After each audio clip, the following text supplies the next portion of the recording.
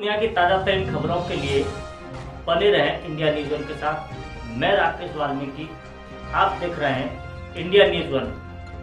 शहर, गांव, देश की छोटी बड़ी खबरों के लिए देखते रहें।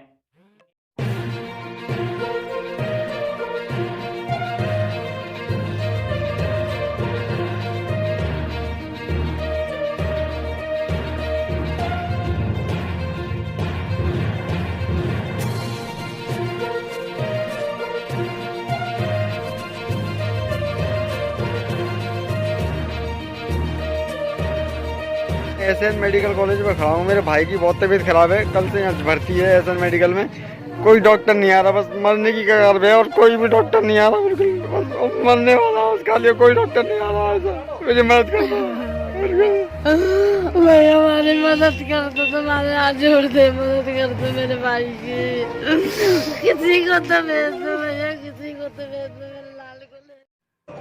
आगरा के अंदर लगातार मौतों का आंकड़ा बढ़ता ही जा रहा है। इलाज के अभाव में जहां लोग दम तोड़ रहे हैं, तो वहीं पर लोग रोजाना इलाज के लिए वीडियो बनाकर के सोशल मीडिया पर वायरल कर रहे हैं। जिला प्रशासन के सारे दावे हवाबाजी साबित हो रहे हैं। कोई भी योजना, चाहे वो घर घर दूध पहुंचाने की हो, चाहे घर घर सब्जी पहुंचाने की हो, चाहे घर घर मेडिकल की सुविधा उपलब्ध कराने की हो, चाहे अस्पतालों में इलाज उपलब्ध कराने की हो, कोई भी योजना धरातल पर कितनी दिखाई नहीं दे रही है। जिला प्रशासन के जितने भी दावे हैं वो सिर्फ हवाबाजी साबित होते दिख रहे हैं। रोजाना लोग इलाज के अभाव में जहां दम तोड़ रहे हैं, वहीं पर लोग रोजाना क्वारंटाइन सेंटरों के अंदर भी हंगामा करते हुए दिखाई दे रहे हैं। इसी को लेकर के आज एक वीडियो सोशल मीडिया पर वायरल हो रहा है, जिसमें एसएन मेडिकल कॉलेज में भर्ती अपने ऑर्डर के लिए युवक और महिला मुख्यमंत्री से इलाज की गुहार लगा रही है।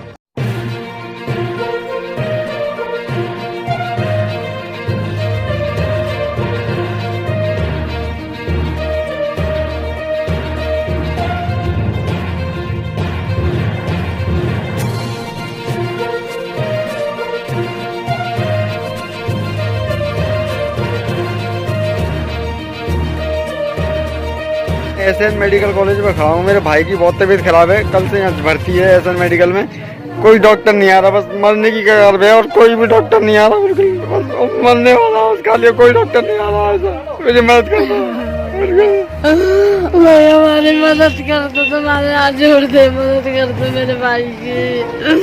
किसी को तो भेज दो भैया, किसी को तो भेज दो मेरे लाल को। लगातार लोगों के लिए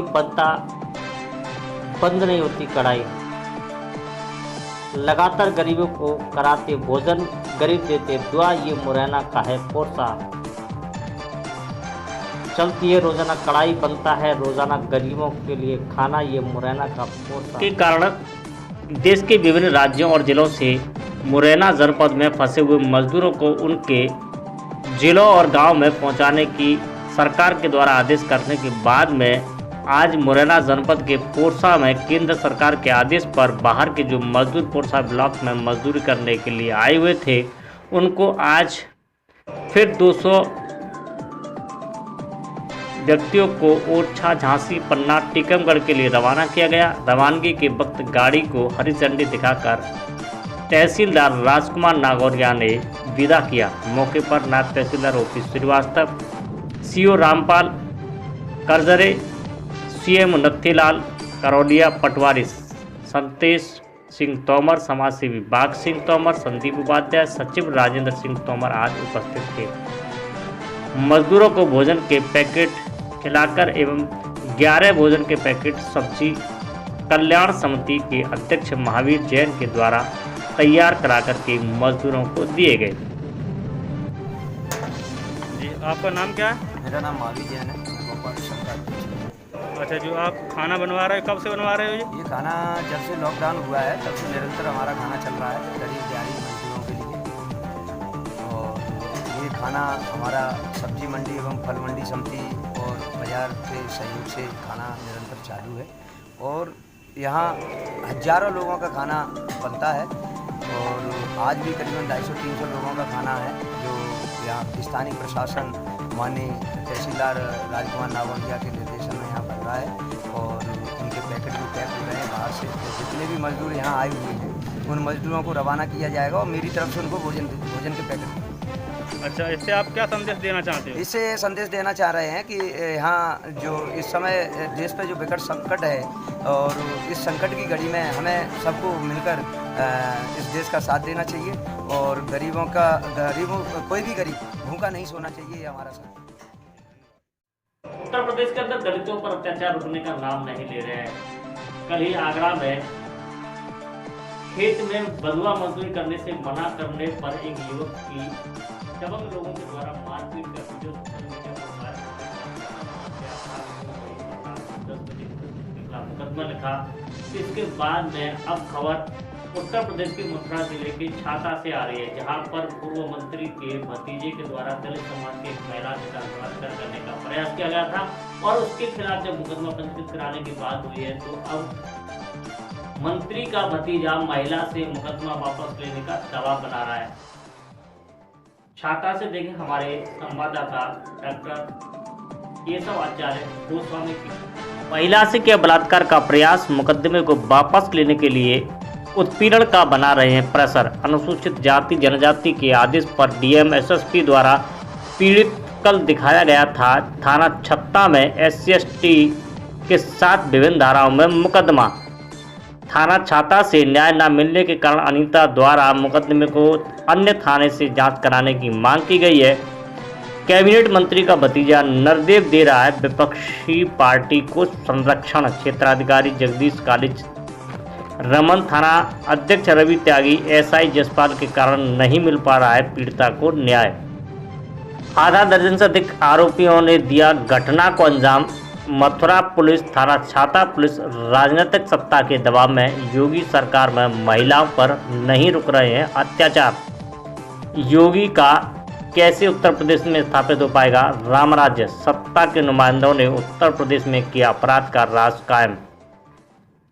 आपको बता दें कि मथुरा जिले के छाता थाना के अंतर्गत एक अनुसूचित जाति की महिला के साथ में दर्जन भर लोगों ने बलात्कार करने का प्रयास किया था, जिसका मुकदमा थाना छाता में दर्ज किया गया है। लेकिन सत्ता के दबाव में थाना अध्यक्ष के द्वारा न तो आरोपियों की गिरफ्तारी की जा रही, न ही उनके खिलाफ कोई दंडात्मक कार्रवाई की जा रही है।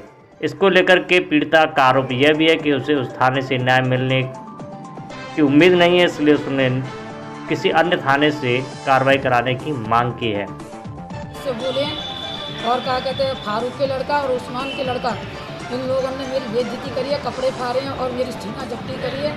और आज मुझे 15 दिन हो गए रिपोर्ट कराए हुए, यहाँ से ऑर्डर भी चला गया। जो पुराने जो SSP गए हैं उनने ऑर्डर कर दिया क्या कहते हैं मुकदमा कांड के लिए, लेकिन आज 15 दिन हो गए साहब, मेरी कोई सुनवाई नहीं हो रही है। और ना ही तो वो दरोगा क्या कहते हैं उसको गिरफ्तार कर रहे हैं। दरोगा उल्टा हमको दबाव दे रहा है कि अगर तेने साली चमरिया तेने राजीनामा नहीं करा और तो तेरे लड़के में और तुझ में हम गोली मार देंगे, या तेरे लड़के को 76 में फंसा देंगे और तेरे पास कोड़ा धर के और तुझे पकड़वा देंगे, साली तेरी ज़िंदगी ख़राब कर देंगे। और नहीं तो ऐसा कर 2 लाख रुपए ले ले इनसे और राजीनामा करके नहीं आ, चुप अपने घर बैठ जा। और नहीं तो तेरे लिए इतनी परेशानी हो जाएगी, तू कहीं वहाँ दिखाई नहीं लायक नहीं रहेगी और तुझे गधा पर बैठा के कारा मुँह करके पूरे छाता में डुलाएंगे। और तेरे लड़के की तो ज़िंदगी ख़राब कर ही देंगे हम, लेकिन तेरी ज़िंदगी ख़राब इतनी कर देंगे कि तू कहीं वहाँ दिखाने लायक नहीं होगी। सर मैं कल भी आई थी SSP के पास, कल भी मैं यहाँ से साहब चले गए थे, SDM साहब बैठे थे, उनने वहाँ फोन किया है कि जिसकी मतलब गलती है उसी के उचित वो किया जाए, लेकिन फिर भी कोई सुनवाई नहीं हुई है। आज फिर मैं साहब जी SSP के पास आई हूँ, अब देखते हैं क्या होता है, क्या न्याय लेते हैं क्या नहीं करते हैं। मेरे पास संग साहब कोई ना, एक लड़का और मैं आज 20 दिन से घर से बाहर बोल रहे, ना रोटी ना पानी ना किसी की ना मिल जाती है तो खा लेते हैं, नहीं भूखे ही सो जाते हैं साहब। चलो हम आपकी बात को जो हम प्रकाशित कर सकते हैं वो करेंगे। आज 20 दिन आ गए साहब, 20 दिन आते ही डोल रही मैं चारों तरफ, ऊपर कोई सुनवाई नहीं। चलो कोई बात नहीं माता जी, आप मिलो साहब, बढ़िया है, कोई रखेंगे जो भी उचित कार्रवाई होगी उनके खिलाफ के हक पर डाका डाला जा रहा है। लॉकडाउन के दौरान बांटने वाले खाद्यान्न चोरी का ये कालाबाजारी। योगी सरकार के राशन वितरण प्रणाली की धज्जियां उड़ाते हुए की जा रही है कालाबाजारी। गरीबों का हक नहीं मिल पा रहा है गरीबों को। मामला गोवर्धन के नगर पंचायत के पीछे का मामला है। निःशुल्क वितरण खाद्यान्न को कालाबाजारी कर बेचते हैं 20 से 25 किलो रुपए में बाजार में। इस गैंग में शामिल है जिला प्रशासन, जिला पूर्ति विभाग, गोवर्धन पूर्ति विभाग, एसडीएम गोवर्धन, थाना गोवर्धन हो जाते कालाबाजारी के लिए खाद्यान्न प्रचौर। इस गोरख धंधे की कवरेज करने गई टीम को बंधक बनाकर की गई मारपीट पुलिस से मिलकर दर्ज कराया फर्जी मुकदमा। सरकारी कट्टे से के माल को हिलाकर प्राइवेट कट्टे में भरकर 20 से लेकर 30 रुपये किलो तक मोटी कमाई होती है राशन की खाद्यान्न की कालाबाजारी से। संपूर्ण मथुरा जिले में पनप रहा यह गिरोह सत्ता में बैठे राजनीति का गांव का है हाथ जो चलाते हैं। गिरोह का संचालन सूत्रों से पता चला है कि कालाबाजारी करने वाला धन्नो बताया जा रहा है। दुकान रूपी घर में होता है खाद्यान्न का अदला बदली का खेल। करोड़पति बन गए राशन की कालाबाजारी का धंधा करने वाले लोग।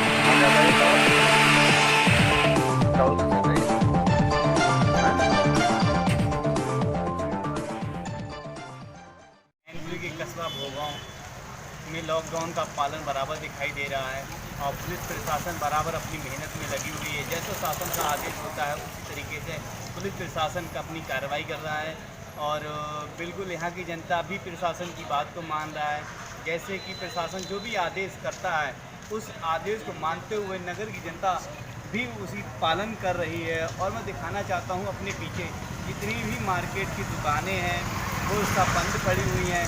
वहाँ पर एक दुकान भी नहीं खुली हुई है। जैसे कि मेरे पीछे बराबर दुकानें हैं और आदेश से जैसे होता है उसी हिसाब से दुकान खुलती है।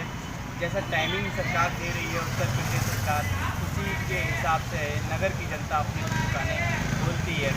व्यापार मंडल का देखा जाए तो व्यापार मंडल की जो कुछ फलों की दुकानें होती, फलों की, सब्जी की, वो विधिवत बराबर खुल रही हैं जिससे जनता तक खाने पीने का सामान पहुँचे। मेरे सामने एक ठेली लगी हुई है, उस पर भी अच्छे से ज़्यादा सैनिटाइज वगैरह मारा हुआ है और सैनिटाइज की बूंदें बराबर दिख रही हैं। दुकानदार सैनिटाइज बिल्कुल अच्छे से मार के जनता को हर चीज़ उपलब्ध करा रहे हैं। तो मैं उनसे जानना चाहूँगा और पूछूँगा सैनिटाइज लगभग दिन में कितनी बार मार देते हैं और किस तरीके से मार रहे हैं। क्या नाम है आपका? एवरम सिंह। जो आप इसमें ठेला लगाए हैं मार्केट में, तो क्या सैनिटाइजर बराबर मार रहे हैं क्या? तो लगभग दिन में कितनी सीसी चली जाती हैं आपकी? बताया दिन में लगभग 5 सीसी से ऊपर सैनिटाइज चला जाता है। जितनी बिक्री नहीं होती उससे ज़्यादा सैनिटाइज लग जाता है। फिर भी जो भी सामान है, सामान को बेचते हुए नफ़ा वही थोड़ी बहुत लेकर अपने घर जाते हैं। पर जनता का के लिए उनका फल फ्रूट देने इन्होंने आवश्यकता समझी है तो अपना ठेला लगाए हैं। मैं उमाद शंकर, इंडिया न्यूज़ बन के साथ, जिला संवाददाता मैनपुरी, कैमरामैन निखिल के साथ। और उत्तर प्रदेश के आगरा से आ रही है कि आगरा में खनन माफिया लॉकडाउन की खुलेआम धज्जियां उड़ा रहे हैं। विगत दिनों तीनों ट्रैक्टरों द्वारा मिट्टी का खनन धड़ल्ले से किया जा रहा है। करोड़ों रुपए के राजस्व का किया जा रहा है नुकसान। मिट्टी खनन माफियाओं के सामने बौनी दिखी पुलिस एवं खनन विभाग। एक तरफ पुलिस प्रशासन लॉकडाउन को लेकर सख्त बना हुआ है तो वहीं दूसरी तरफ मिट्टी खनन माफिया बेखौफ होकर खनन की घटना को अंजाम दे रहे हैं। थाना डौकी क्षेत्र में लॉकडाउन के चलते थाना पुलिस गाँव जाकर लॉकडाउन का पालन सख्ती से करा रही है। जरूरी सामान खरीदने आए लोगों पर लाठियां बरसाई जा रही हैं। वहीं दूसरी तरफ मिट्टी खनन माफिया बेखौफ ट्रैक्टर पुलिस के सामने से दौड़ा रहे। थाना डौकी क्षेत्र के गांव कोरारा कला में खनन माफिया बेखौफ होकर विगत दिनों से अवैध मिट्टी खनन की घटना को अंजाम दे रहे हैं। जहां पूरा विश्व कोरोना नामक महामारी से जूझ रहा है, वहीं छाता कस्बे में मुस्लिम समुदाय के दबंग लोगों द्वारा लॉकडाउन के चलते आज फिर अपने पड़ोसी युवक को बड़ी रेंज से लाठी और डंडों से पीट कर अधमरा कर दिया। एक ही समुदाय के दो पक्षों में मामूली कहासुनी इस कदर बढ़ गई कि जहीर और उसके साथियों ने अबरार नामक युवक पर लाठियां बरसानी शुरू कर दी। अगर मोहल्ले के लोग बीच बिचाव न करें तो आज ये लोग पिटने वाले युवक की जान भी ले सकते थे। खलील पुत्र फारूक, अहीर पुत्र उस्मान, सऊद पुत्र फारूक, फैज़ल, फारूक, रिजवान, अतीक और रशीद ये मोहल्ले में काफ़ी समय से दबंगी करते चले आ रहे हैं। कुछ दिन पूर्व भी इन्होंने एक दलित महिला के साथ में दुर्व्यवहार कर बुरी तरह उसके बेटी और अनीता नामक महिला को मारा पीटा गया था। इनका स्थानीय राजनीतिक रसूखदार लोगों के साथ उठना बैठना भी है। या ये कहिए कि इनकी पुलिस पर पकड़ है, इसलिए ये आए दिन किसी न किसी से झगड़ा करते ही रहते हैं। आप देख सकते हैं कि ये युवक को कितनी बेरहमी से मार रहे हैं। बहरहाल इस झगड़े की सूचना पर पहुंची छाता पुलिस ने दोनों ही पक्षों के आधा दर्जन लोगों को हिरासत में ले लिया है। लेकिन कमाल की बात है कि जो शख्स इतनी बुरी तरह पीटा गया उसे भी थाने में बंद कर लिया गया, जबकि पीटने वाले युवक जहीर को पकड़ने के बाद स्थानीय पुलिस ने थाने से छोड़ दिया गया है। क्या यही हमारा कानून है जो सरकारी वायदे सबका साथ, सबका विकास और सबका विश्वास की बात करता है? अब देखते हैं आगे क्या असल मुजरिमों पर कार्रवाई होती है या मुलजिमों के साथ फिर बार अनीता नामक नर्स जैसी कार्रवाई कर की जाती है। आज आप लोग कोतवाली आए हैं, किस लिए आप कोतवाली आए हैं, कुछ बताएंगे? अरे इसलिए कोतवाली आया कि हम डॉक्टरी की दुकान करते हैं। एक लड़का मैंने अपनी कंपाउंडरी पर रखा था, मेरा लड़का था। सवेरे आया कि मैंने दुकान खोली है। दुकान खोलने के बाद दुकान खोल नहीं पाई है, उससे पहले तो मैं पकड़ ली हूँ। उसने आया कि नहीं है, मेरे कहा कहते पहले गर्दन पकड़ी है, गर्दन पकड़ के हमने छीना जब्ती करी थी। हाथ ने पकड़ के नहीं खींचे, फिर बच्चन ने मेरे ने। कौन लोग थे वो जिन लोगों ने आपके साथ सुबह सुबह मारपीट करी? मुसलमान के बच्चा थे। नाम क्या है उनके? नाम इसमें लिख रहे हैं साहब, मैं तो पूछ कर आई हूँ, वो नाम की भी ना पता ही, लेकिन जहाँ मैंने अपने आप लिखवाया। बाद में किसी और से आपने नाम पूछे? आप उनको जानती भी नहीं है ना, मैं तो उन्होंने जो वारदात करी है इसके पीछे क्या कारण रहा होगा? इज्जत लूटने की पूरी इनने वो करी है। हम मुसलमान है और ये हिंदू हैं, जो माँ लड़ाई चल रही है, बात इन्हें सारे ना हिंदू ने पकड़ ले जाते। आप कहाँ के रहने वाले हैं? फतेहपुर के रहने वाले हैं। तो आप यहाँ मुसलमानों में क्लिनिक चलाते हैं? हाँ। तो आपके क्लिनिक पे इन लोगों ने सुबह आके वारदात की है, क्या कोई पूर्व रंजिश रही है क्या इन लोगों से? नहीं, कोई रंजिश नहीं है, हमारा कोई मतलब ही नहीं है किसी से। तो अपना काम करते हैं, हमें तो अभी 8-10 दिन तो हुई है दुकान खोले, ऐसी कोई बात ही नहीं हुई हमारी। शीशा और सबरी मोटरसाइकिल तोड़ दी है इसकी लड़के की। तुम्हें क्यों मारा भाई उन्होंने? बीच बचाव में मारा जी हमें। अच्छा, तुम इनके बीच बचाव में आए थे? काम करता हूँ। देखो कातल कहते हैं, फोड़ दिए बच्चा की कमर फमर सब फोड़ के रखी है। देखो ये का हालत है रही, देखो ये का करे और इनने और भी किसी के साथ कोई वारदात हुई थी क्या?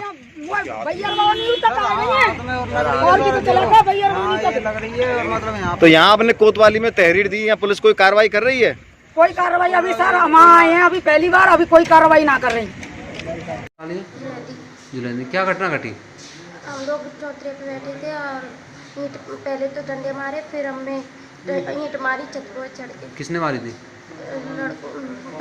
पवन सुहास। आपके पड़ोसी है? दूसरे पार्ट के। किसी बात पुरानी रंजिश या किस बात को लेकर मारी? वैसे घोड़े के ऊपर। घोड़े के ऊपर मारी? हाँ। आपके कहाँ चोट आई है? कमर में आई है, पैर में आई है।